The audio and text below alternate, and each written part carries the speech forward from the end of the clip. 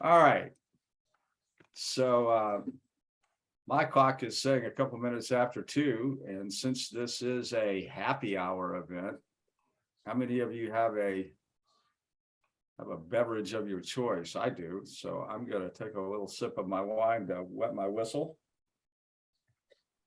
because it's 7:00 Eastern, and I think it's about time for that. So let's get going. With us tonight, I have David Lawson with Lawson Home Services, and David does all sorts of things related to not only radon, but energy audits and basement services, crawl space services. David, why don't you take a minute and just tell us a little bit about yourself?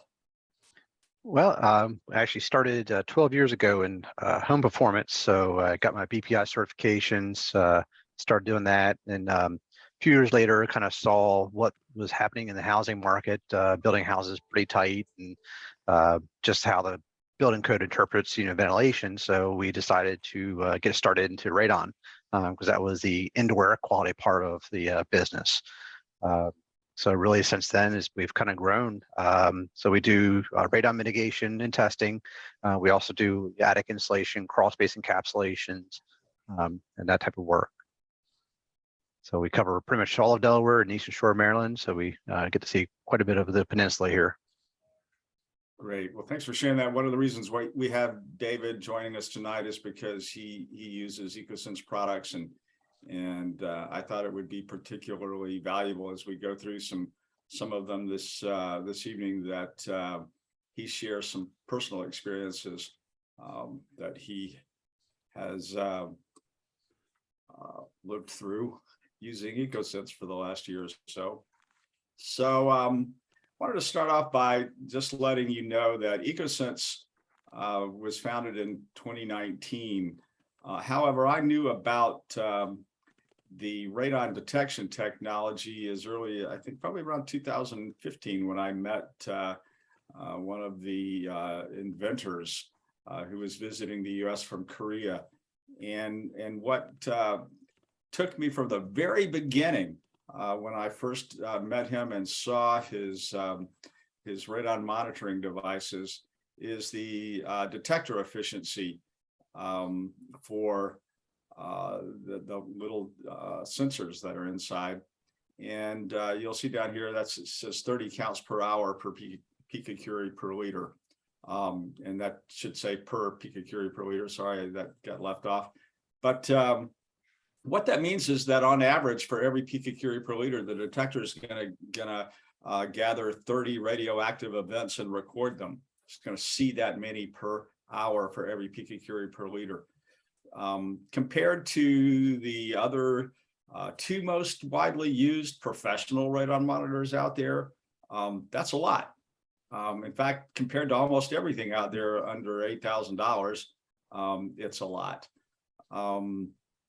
So you can imagine that if you're sampling at 4 picocuries per liter, then the Ecosense sensor is going to be averaging about 120 counts per hour for that 4 picocuries per liter, compared to 3 or 4 counts per hour from our competitors.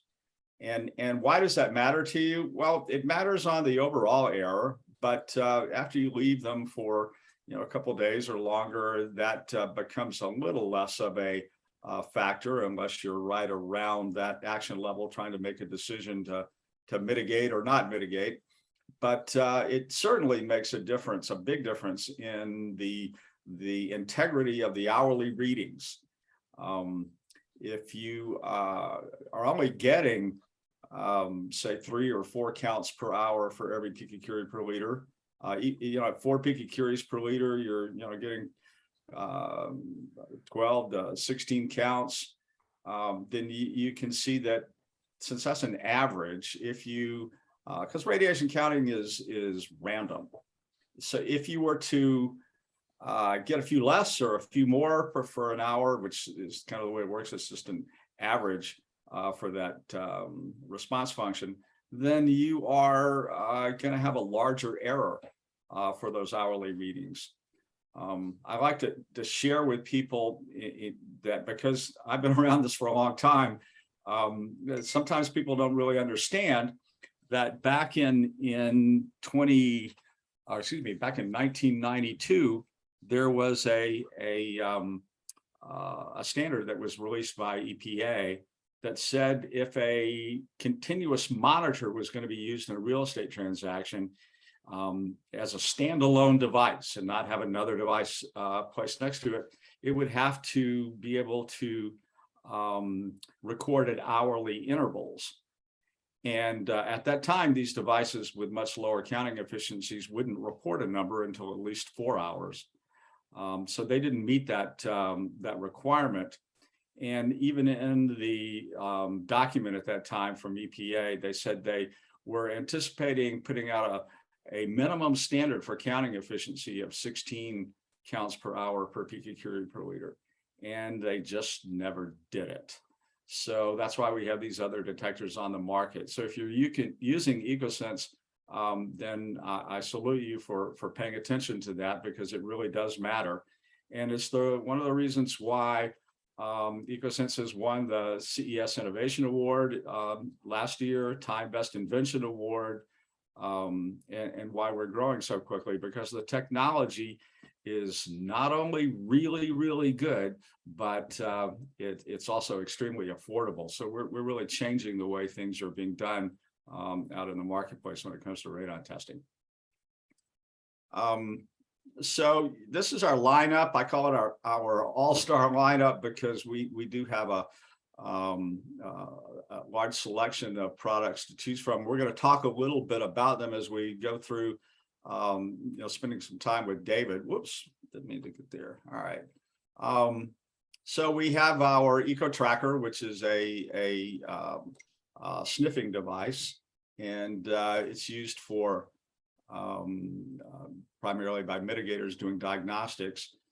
We have our RadonEye Pro, which is for doing professional testing, particularly in real estate transactions. EcoQube, which is a homeowner device, but we also have a modified version of that for doing service and monitoring for, say, mitigation systems. The RadonEye was the original unit that I saw back in 2015. And all four of these I just mentioned have that same detector that gets 30 counts per hour per picocurie per liter. The only one that doesn't have that is this latest version. And it's a little smaller and has a little smaller sensor in it. So it gets 18 counts per hour per picocurie per liter, which is still about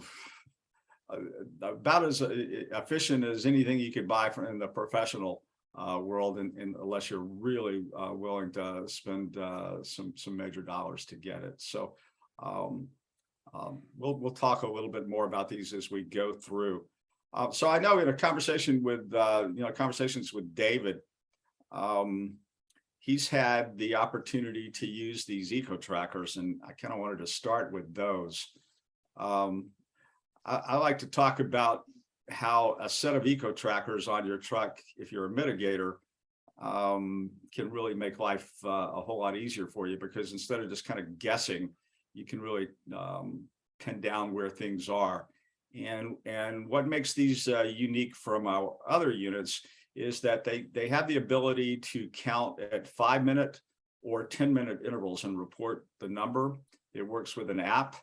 It also has a little display on the top. So you could put these around in different locations and quickly find out what's going on in a building that you're trying to characterize what's happening with the radon entry. You can also switch the mode from 5 or 10-minute over to 1-hour readings if you need to, do some monitoring for a longer period. You can leave them there and do that as well. So the great thing about these, and I think you'll hear a couple of good examples. You can place these out perhaps in opposite corners of the slab, next to adjacent stoops where perhaps they're trapping, kind of trapping radon, and it's coming in through the sidewall that you wouldn't notice without the ability to do some quick diagnostic measurements. Maybe the below grade garage wall, where the garage is up above, you're down in a basement, if that's the case. Obvious slab openings. You could have a house, as you all know, that has different foundation types. So you've got a partial basement, you've got slab on grade, and then you've got an area over crawl space. You could put these out in those different areas. And within just a few minutes, start to see what's going on.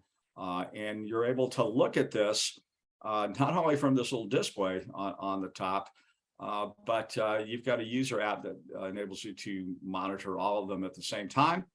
And again, quickly determine what's happening in the building and help you design a system with some information instead of just poking a hole and hoping that it all works. So this is a great friend for mitigators. And David, why don't you take a minute and share us a story or two about how you use these and some of the ways it's kind of helped you figure out what's going on. Sure. Yeah, so I started my first one. Actually, I bought the RadonEye before these were out, and I remember attending Arson, Louisiana, and sitting in a hotel room before my flight, saying I ordered one, so it would be there shortly after I got home. But when the actually EcoTrackers came out, I got them because I know, when you get these difficult houses, how to determine, where's the radon coming from. One of the biggest ones that really helped us was we had a house. It was a basement and a slab. The homeowner called us to mitigate radon, and radon was high in the basement, so we put a radon system in. Then the homeowner tests and said, well, it's also high above the slab. And we're like, oh man, we didn't catch that. So okay, we extend extraction point over to the slab and mitigate that, but then it still came back high. So this is really odd. We're in Delaware, Delaware and East Shore, Maryland, and everybody says there's no radon here. Most of our radon levels most homeowners test around 4. You get some at 6, and sometimes you get some at 30. I think the highest we've seen in Delaware was about 100. So I took the EcoTrackers out there and I placed them around the basement, and I had basically portable batteries, so that way I don't have to plug them in. And I just started noticing, okay, the radon levels were a little bit higher in one area, but we're talking 1 to 2 was extremely high in that 30-minute sample. But I noticed they're a little bit higher over to one corner, and I noticed, well, that's actually where the washing machine is, and there's a sink. So I took a tracker over there, set it next to the sink, and turned the sink on. Within a couple minutes, I started watching the radon levels go up, and normally in about 15 minutes, I had 300 picocuries. I identified that there was actually radon in water. So I went ahead, I grabbed a sample of the water and took it back and tested. And that well, it was, I know it was over, I think it was over 30,000 picocuries coming out of the radon in the water itself. So that's where we determined. So, the washing machine was draining directly into the sink. So it was going into the sink and then being pumped out. So we went back with the homeowner, and, that's what we found is he had, we looked at his well, and it was uncommon for the area. It was several hundred feet deep. And that's where the radon was coming from. So, we're able to kind of fix it, but we wouldn't have known, otherwise, we've never had that issue in this area. Most of our wells in this area, I know mine, if I pull the cap off, I can see the water. The well itself is only 30 feet deep. So, kind of uncover things like that. We have, I've started since then, because we have a lot of homeowners where, I ask them, say, have you tested for radon? And the real estate agents will tell them, so, well, yeah, we tested negative. And so now when I go out and I do my like energy audits or mold testing, I actually take an EcoTracker because it's so fast. I'll take it, place it down in the basement while I'm actually doing my measurements and everything. And, I'll come back with high readings. And from that point, I can show the homeowner and then recommend we really ought to place something and get an accurate reading. And I know as far as if the EcoTracker after 30 minutes is showing a high level, even that 48-hour test is going to be really close to that. Yeah, well, that's a good thing about them is you can put them out and get some quick data. Again, it's not telling you what it's going to be over, average over 2 days or 30 days or however long, you would like to take to evaluate whether the home should be mitigated, but it certainly does help with those folks that think, well, there's just no radon in Delaware, or no radon in California, or no radon in Texas, or no radon in Pennsylvania, whatever they decide to make up. And it has the ability for them to even if you don't tell them, they can walk by and look at that little display and go, wow, there's something showing there. Maybe And I that, should invest, you know. yeah, I think that's what gets a lot of them is when they think there's no radon, and when I place this and it comes back with a number, because a real estate agent, when they buy the house, the homeowner doesn't know the number. They're saying, oh yeah, you pass. It was negative, and so we hear so much of that. So when we actually put a number to it, and we carry around charcoal test kits that if they don't want to pay for a CRM test, here's a charcoal test kit. You can go into the box store and buy it, or you also you do the same test kit for cheaper, just test. We don't give them away because they won't follow up the test, but if you assign any value to it, now they're going to follow up with that test. But them seeing that number on that display, now they're like, wow, I didn't know there was radon. So it at least opens up that conversation. Yeah. So before we go any further, I think I'll just ask if anybody out there, you may need to raise your hand down there if you see that, or let me know, but I'll go through and kind of give everybody an opportunity to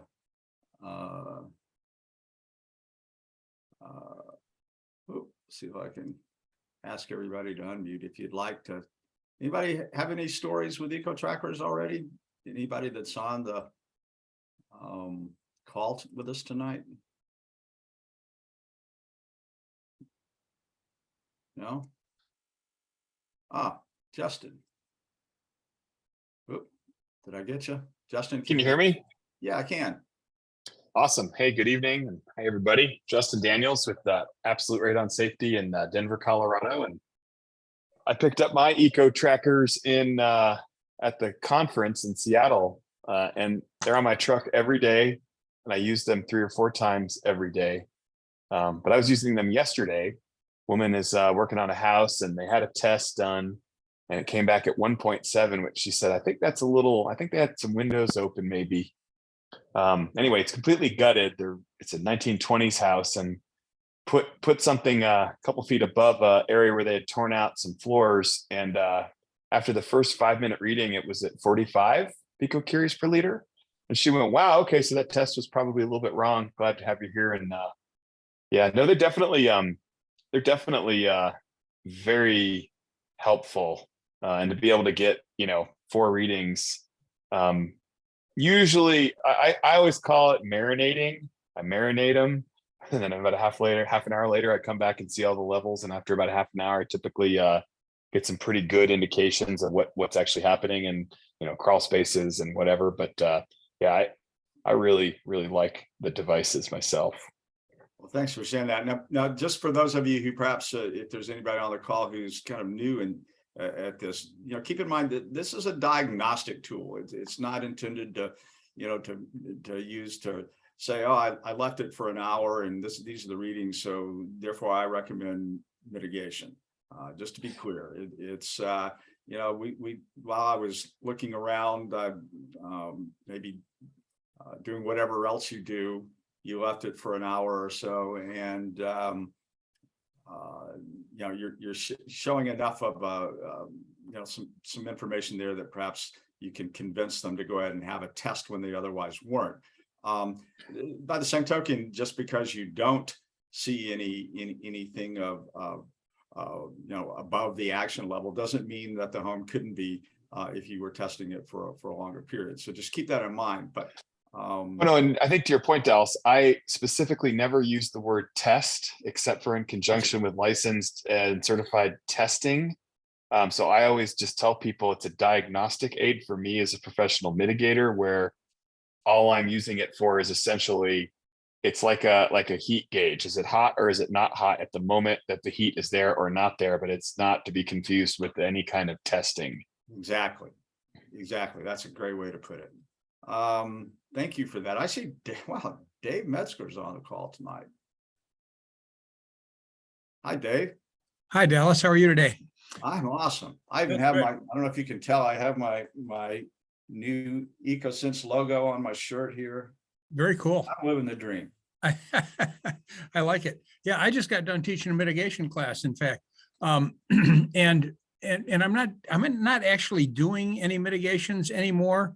However, what I do in relationship to mitigation now is a surprising amount of consulting with mitigation contractors that have had some difficulty getting their mitigation systems successfully working. And actually, I gotta say, while I always take my my grab sample device with me when I go do those things, because I like to be able to get a sample of what the radon level is beneath the slab or within the concrete block hollows, and other places that you don't really get to reach with the EcoTracker.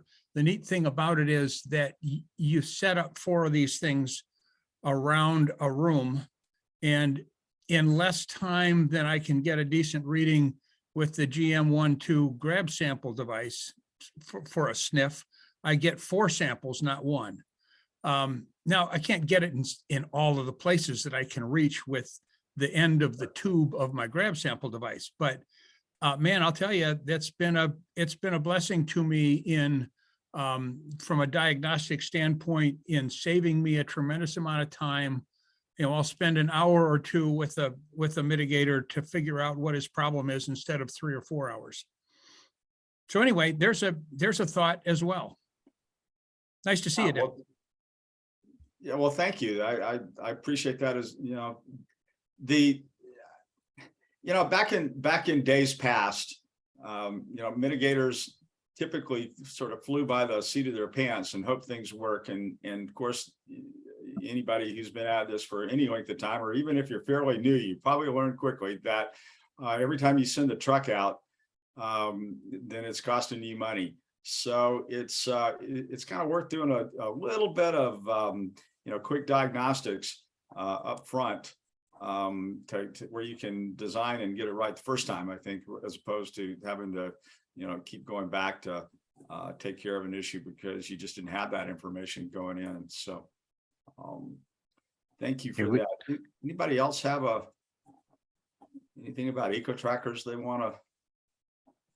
Yeah, we had actually a church that were doing a childcare in Delaware. They passed the first radon law that all childcare centers have to be tested. And the company that came in, they tested and it was high.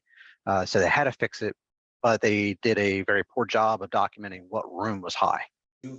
So instead of the childcare center having to pay for they had to mitigate, but we had to identify what room was the highest concentration so we can determine where we're going to place the radon system. And that really helped because it saved on the amount of time because, we couldn't drill everywhere. We're very limited. The extraction point was from the outside. So the whole building was on slab. And so we were able to place them around and actually tell back, okay, well, the company who did the testing, we had 12 different samples from different rooms, but not all of them were high. So which room did we really want to hit? And right. By doing that, we're actually saying, okay, this is actually where we're going to put our extraction point to lower it for the entire building because 1/2 wasn't an issue, but these rooms were. So it really saved them a lot of money in actually retesting and multiple mitigation systems. Yeah, that's another good point. Well, thank you for that. I'm going to move on here to, if I can get my slide to advance here. So something I think you can already hear from some of the comments we've had, particularly as David mentioned, that he started with the initial RadonEye that came out, very first product, and then moved to EcoTrackers once we made them available. Ecosense is really interested in what all of you have to say. We want to know about the kinds of things you're running into and what you need. We want to know what we can do to make our products work better for you. And so a lot of these little innovations that we're coming up with, and I promise you, we are continuing to come up with. We've got quite a few things that we're working on right now. these ideas come from listening. And so anytime you have an idea about something we could add to the software, or some ideas for applications on these, we'd really like to hear from you. So you can, if nothing else, you can send me an email or call me on the phone, but you can certainly send in messages through the website anytime, and they will be read and taken seriously. Something we just did that's come out in the last couple of weeks is we realized that as the ANSI standards have become kind of the standard across the country in almost every location, a few exceptions, that we needed to make sure that our report software, including the user app as well as the administrative dashboard, would enable the testers to be able to produce a report that's fully compliant with those standards, meaning you can input all the information you need to quickly check boxes and so forth to get all those things onto the report. So we have a new report. You can see in this, I'll get to that in a minute. I can go backwards. Are my controls working today? There it is. So you can see that again, we do have a smartphone app, works with Androids or iOS, and we have the dashboard, and I think that we had a couple of little bugs when we first came out with it. If you experienced that, we really apologize.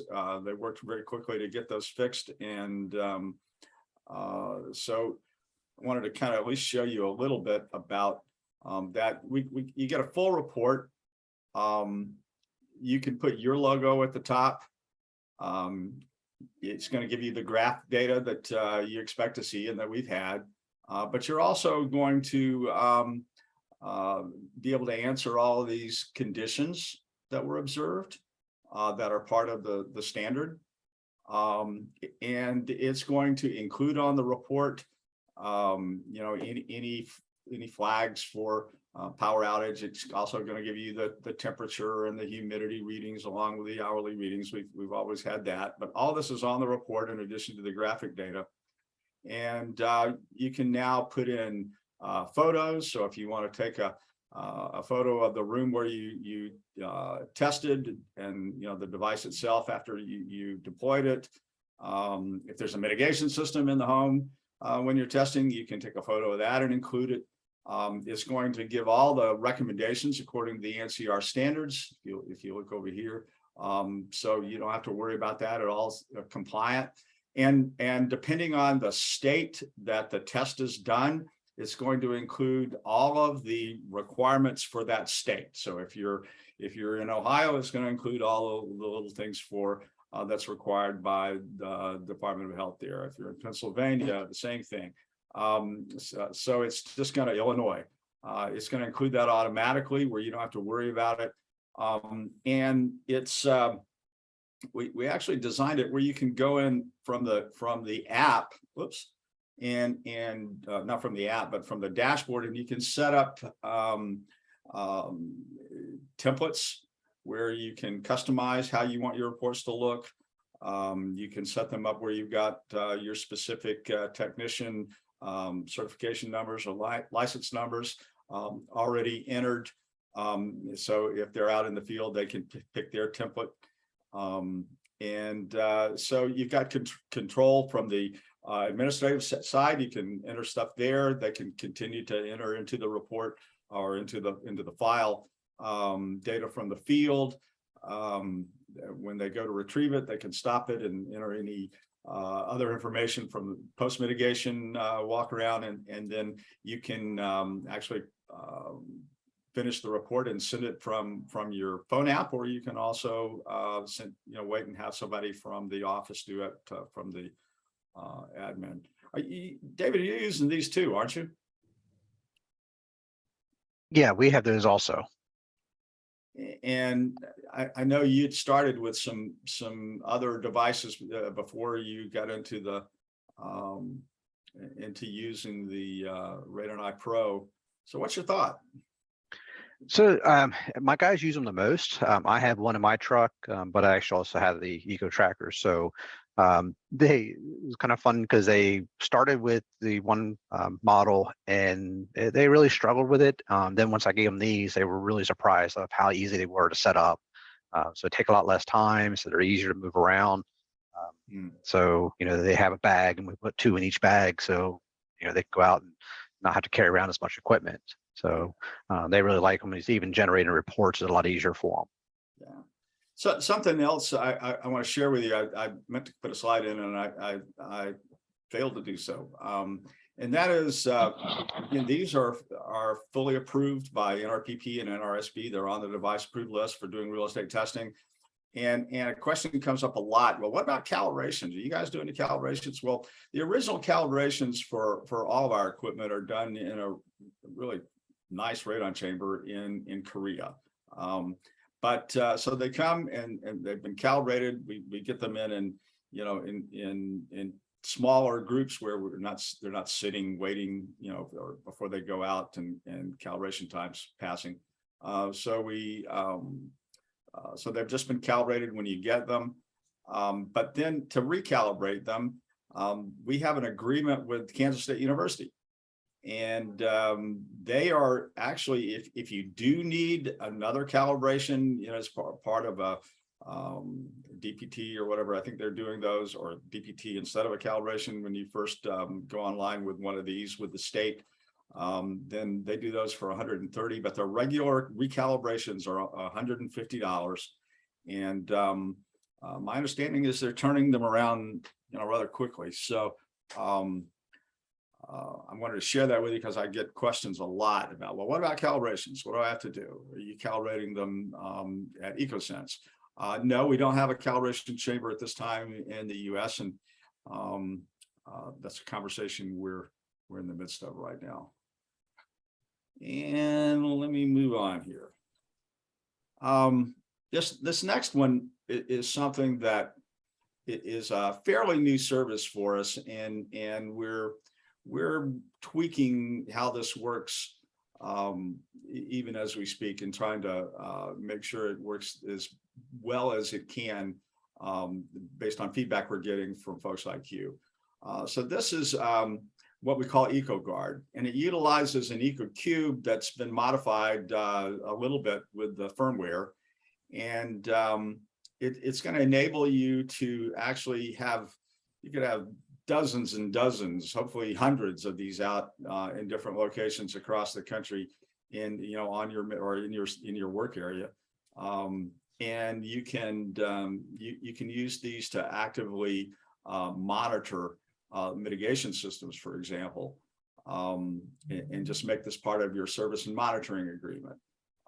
It will meet the NCR's requirements for an active notification monitor. And on your dashboard, which is perhaps a little hard to see here, but you get a line item for each device that you set up. If there's something indicating there's a concentration of concern, if it's at the action level, it's going to give you a yellow flag. If it goes red, then you can click on it and look at more detail. It also generates a 30-day detailed report that you can click on and send to your client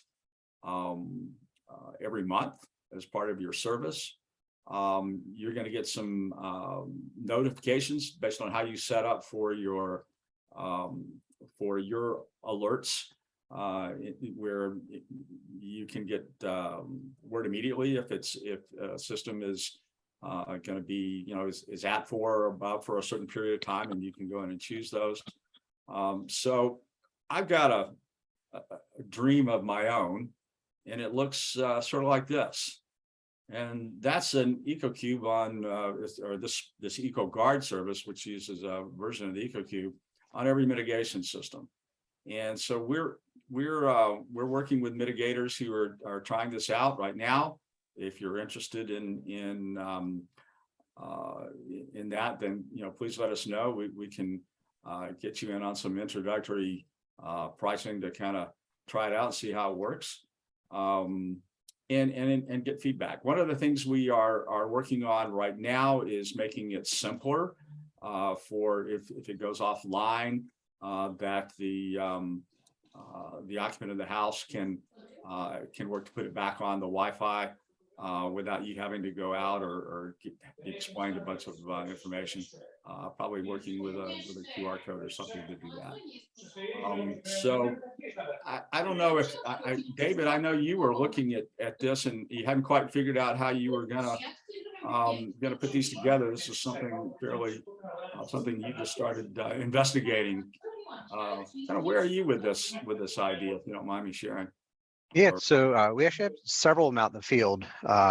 In one particular development where we have, houses that we've mitigated, almost in line with each other. And it's kind of neat because they all had different radon levels, but very similar foundation layouts. So we placed them in there, and we've been looking at how to basically develop a service and monitoring agreement with homeowners, so we can guarantee the radon levels. But when we see a radon level peak, we can then basically give them a call and schedule a service, go out and take a look at what's going on with the system. So it's something we're working on, and similarly with this, putting on the system's nice because it's you do run out of places where to put it, and is it going to get moved, or are they going to unplug it because they want that that receptacle? So it's something to kind of consider with it. Yeah, as I started working with Ecosense, I wanted to kind of think about, well, what it was like back in 100 years ago when I was doing mitigation, but also talking to folks like yourself about how we can make this where it's just kind of a permanent part of the system itself, just like this YouTube manometer is part of the system. Ideally we should have a monitor like this as part of the system as well, where the mitigator can keep tabs and let the homeowner know what's going on as well. And the beauty of that, in addition to the obviously systems need to be monitored, but if you go back over to what I was looking at before, you really have an opportunity to do a service for your customers to keep them part of your active clients. I share this all the time. Back in the 90s, when I was doing mitigation with a partner that actually I eventually started link with back in those days, we were doing mitigation in the early 90s, and we would put up a little thermostat lockbox cover on every job we did. Down in the lowest level, we would mount it to the wall, has the little grills on the side so air can get in. And we would lock up we started with alpha tracks, and then we locked up those long-term electrets, and we would put them in and use the little universal key to keep it there. And then the way we did it, and I'm not saying it was the right way, but the idea we came up with is, well, we would just monitor or guarantee or warranty the service for the first year as part of the installation, and we actually line itemed that, and then we would charge a fee every year after that. So we ended up hiring somebody who became a full-time employee, and all they did was contact the homeowners and let them know that their system was under a service and monitoring agreement, and it was time to come pick up the monitor and renew for another year. Now, again, we didn't have a sophisticated device like Ecosense has produced. So we would go out and our employee would go out and they would usually follow her down the stairs or wherever it is in the house and say, well, where is this monitor? Because oftentimes they were the buyer of the house. And we did track who the buyer was, because we made an effort to ask with the agents, okay, this is a part of the installation and it needs to be transferable over to the buyer of the house. And so we would have that information in our files, and we would contact them, and they'd follow us down and go, well, where is this device? I didn't know you had a monitoring device in our house. And we said, well, yeah, it's right here. Wow, I thought that was a smoke alarm or a door chime, or, they just never paid any attention to this little lockbox cover. But we would collect renewal about 75% of the time, because they just liked knowing that their system was being looked after. So I look at this and I think, wow, how much more interested are they going to be able to get, some real reports and frequently throughout the year that shows hourly data as well, as part of that kind of service. So I'm going to take just a second. I know we're up on 7:43 and I don't want to run over an hour for sure, but is anybody thinking about this sort of thing or already implementing it beyond what David's already doing then? So raise your hand. Love to hear from you. No? Okay, well, if you want more information on this, then please give us a call. You can talk to me or my colleague David. All of us. David, are you here? Chime in and. Yep, I'm here. I've just been listening, answering some questions in the chat. So okay, thanks for covering the chat, because I'm not looking at that at all. Yeah, so you can David is our national sales manager, and he talks to professionals like you all the time. So if you've got any questions about how all this works and want to give it a try and work that out, then please contact him. If you've got a question or want to bring up something, I'd love to hear from you. So raise your hand where I can turn on your mic, so I can find. So Yeah, how go ahead. often do those have to be reset? The home ones for just people? By reset, do you mean recalibrated or reset for doing different tests? Or Reset, because I mean, when you're in an area with, say, just different weather fractions that come through, like high winds, high snow, high rains, a lot of the times the long-term averages aren't quite the same. It doesn't seem as a short term, and I know it's different, but don't they have to be reset? no, but because there's two ways. That's a great question, by the way. I'll give you an example. In Canada and in Europe, they do not recommend anybody mitigate a home until you've tested for 90 days. So the fact that you have weather come in, or weather comes and goes, or your normal living conditions for a long time test, that's what they're looking at. Now, they don't do nearly the number of tests that we do in the United States. The EPA back in the early 90s, when they came out with their real estate testing protocol, said, well, we'd rather have a whole lot of good tests than just a handful of really good tests. And by that, they mean the fact that the risk is associated with long-term average, which includes the times when weather causes it to go up and that sort of thing. So these devices stay there for the duration. So they're set up to monitor for as long as you keep them there in the location, or until you move them to a different location and reset them for that.